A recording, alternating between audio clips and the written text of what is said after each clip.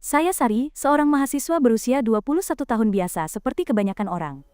Setidaknya, itulah yang dulu saya pikirkan. Cerita saya dimulai dengan cukup tenang, ketika saya diam-diam menyukai seorang mahasiswa tingkat akhir. Namanya Ardi, dia lucu, manis, dan juga sangat tampan. Saya sudah memperhatikannya sejak tahun pertama, tapi baru belakangan ini saya merasa dia mulai memperhatikanku juga. Kehidupan mahasiswa membuat kami sering bertemu di lapangan kampus, kafe, koridor, perpustakaan, dan bahkan pesta rumahan. Jadi setidaknya dia tahu namaku. Ini bukan cinta tak berbalas yang menyedihkan, di mana orang bahkan tidak tahu siapa diriku. Sekarang, setiap kali kami bertemu di tempat-tempat itu, kami selalu tersenyum dan menyapa satu sama lain, dan tatapannya selalu tertuju padaku selama beberapa detik. Saya benar-benar yakin tatapan itu berarti dia juga menyukaiku. Dan saya mendapatkan kesempatanku dengannya. Saat SMA, saya pernah menjadi anggota tim pemandu sorak, tapi awalnya saya tidak berencana untuk bergabung di universitas, karena beban studi yang berat. Namun, Ardi adalah penggemar olahraga berat, dan dia ada di tim sepak bola kampus. Jadi, saya bergabung dengan tim pemandu sorak agar punya alasan untuk dekat dengannya, karena jadwal latihan tim pemandu sorak bertepatan dengan jadwal tim sepak bola. Rencanaku berhasil, dan kami mulai berbicara lebih banyak. Oke, itu hanya obrolan ringan.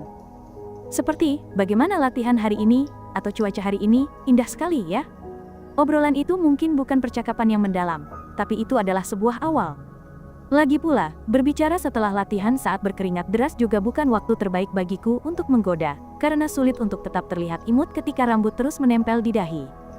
Tapi bisa berbicara dengannya membuatku melayang dan tidak bisa tidur sepanjang malam. Untuk merayakan pencapaian mengesankan musim ini, tim sepak bola mengadakan pesta. Tentu saja, mereka juga mengundang tim pemandu sorak, tapi sebagai anggota baru, saya cukup khawatir karena belum banyak mengenal siapapun. Setelah latihan, saya sedang berjalan pulang ketika sebuah suara familiar terdengar dari belakang.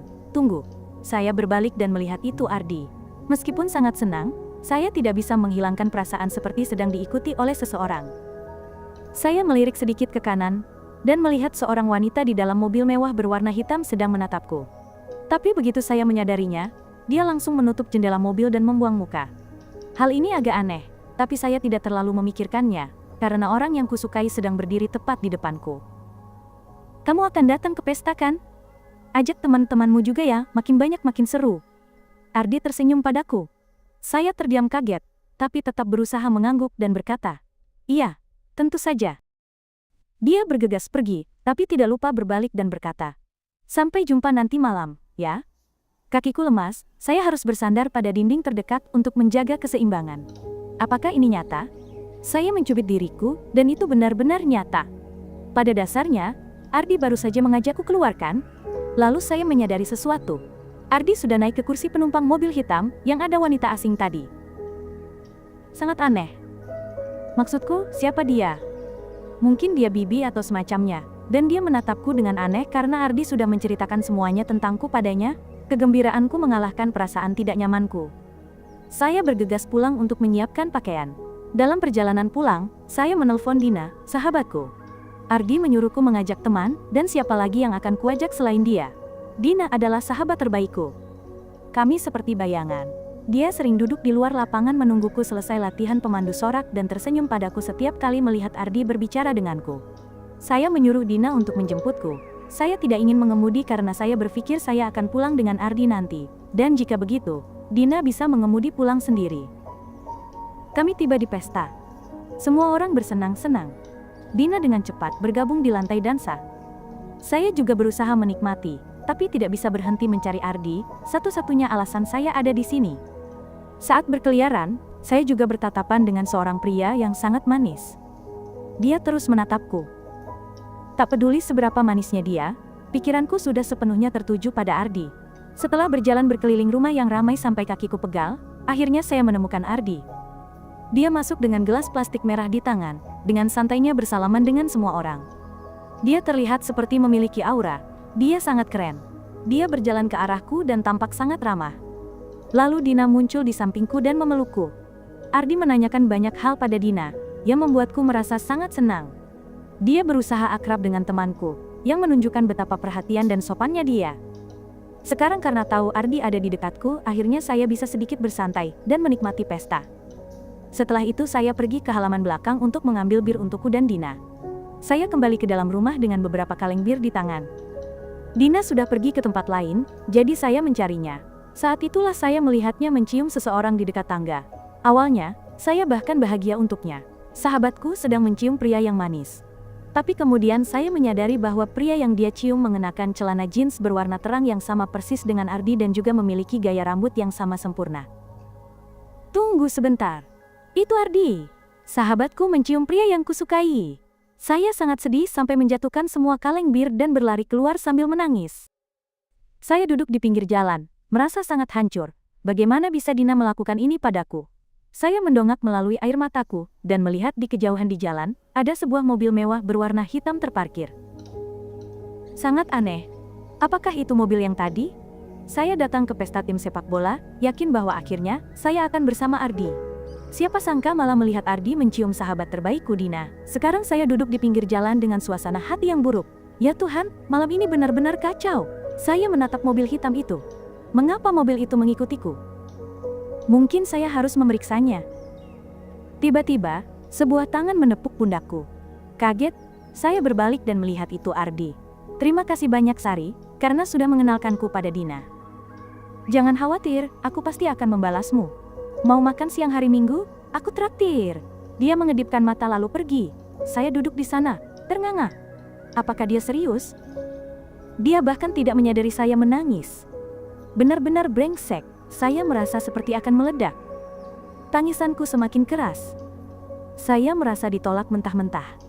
Jadi itu berarti dia tidak menyukaiku, tapi menyukai Dina. Apakah dia pernah menyukaiku? Apa yang salah kulakukan? Lebih buruk lagi, Dina tahu saya sangat menyukainya, tapi dia tetap menciumnya. Saya merasa dikhianati. Saya kehilangan kekasih dan sahabat dalam satu malam. Pesta ini mengerikan. Tiba-tiba, saya teringat mobil hitam itu. Jadi saya melihat ke arahnya. Tapi mobil itu sudah tidak ada di sana. Saya mengangkat bahu. Saat ini, saya punya hal yang lebih penting untuk dikhawatirkan daripada orang aneh di mobil mewah itu. Air mataku tidak berhenti mengalir. Saya hampir kehabisan air mata.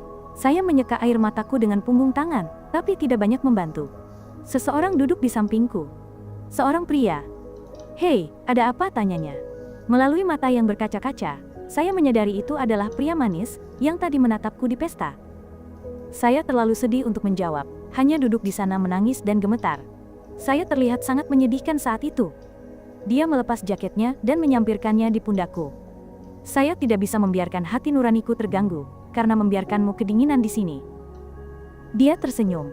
Senyumnya sangat menular, bahkan dengan air mata, saya tanpa sadar ikut tersenyum. Apapun itu, kamu tidak boleh membiarkannya merusak malammu. Kamu sudah di sini, jadi bersenang-senanglah. Pria ini benar. Dina dan Ardi pasti bersenang-senang, jadi mengapa saya harus duduk di sini menderita? Saya tidak butuh Ardi atau Dina, biarkan saja mereka bersama. Saya terjebak di pesta yang buruk ini tanpa mobil. Yah, mari kita bersenang-senang. Ayo minum sesuatu, kataku terisak. Saya menyeka air mataku, dan pria itu membantuku berdiri, lalu kami masuk ke dalam. Ternyata, dia sangat manis. Namanya Danu, dan dia adalah teman salah satu anggota tim sepak bola. Saya menghabiskan sisa pesta bersama Danu. Kami menari dan bermain permainan pesta. Ternyata, saya sangat buruk dalam bermain bir pong, jadi akhirnya saya cukup mabuk, karena harus menghabiskan semua bir itu. Saya merasa lelah dan ingin pulang, tapi bagaimana saya bisa berbagi mobil dengan pengkhianat Dina?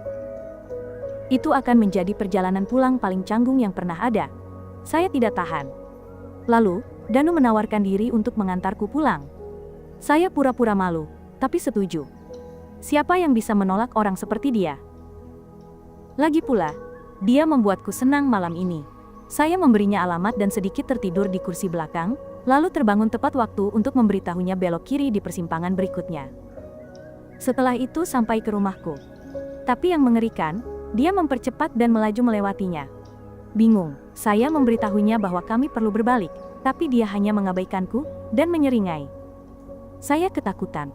Lalu saya berteriak, "Apa yang sedang kamu lakukan?" Tiba-tiba, dia menerima telepon. Saya mendengar suara seorang wanita di ujung sana. Saya diam untuk mendengarkan, tapi tidak bisa mendengar dengan jelas apa yang dia katakan. Dia menjawab, "Ya, aku sudah menangkapnya. Kami sedang dalam perjalanan." Saya benar-benar diculik. Saya harus mencari cara untuk keluar. Saya berpikir untuk menelepon kakakku untuk menjemputku, dan saya akan melompat keluar dari mobil saat berhenti di lampu merah. Saya menelpon kakakku dan berbisik menceritakan situasinya, serta menyuruhnya untuk menemuiku di pom bensin yang akan kami lewati. Saya masih belum menutup telepon. Saya berkata kepada Danu, "Saya sudah memberitahu kakakku. Jika kamu tidak melepaskanku sekarang, dia akan menelpon polisi." Dia terlihat terkejut. Rencanaku sedikit berhasil, tapi tidak cukup untuk membuatnya menghentikan mobil. Saya harus beralih ke rencana B. Melompat keluar dari mobil. Dari sekarang sampai pom bensin, akan ada 3 kali berhenti di lampu merah, dan saya harus mempersiapkan diri untuk melompat. Jika tidak, kami akan mencapai jalan tol dan tidak ada jalan kembali. Pertama kali, lampu hijau. Kedua kalinya, tanganku sudah berada di gagang pintu mobil, tapi terlalu takut untuk membukanya. Ketiga kalinya, saya harus melakukan ini, sekarang atau tidak sama sekali. Saat kami mendekati lampu lalu lintas, saya memejamkan mata, dan bersiap untuk bertindak. Lalu dia tiba-tiba belok kiri, saya panik. Dia menghentikan mobil dan menyuruhku keluar. Bingung, saya membeku. Lalu ponselnya berdering lagi. Saya melihat foto profil penelpon. Itu seorang wanita. Terlihat agak familiar. Saat telepon berdering, dia berteriak lagi menyuruhku keluar. Saya dengan cepat membuka pintu, dan terjatuh ke tanah. Dia langsung mengemudi pergi.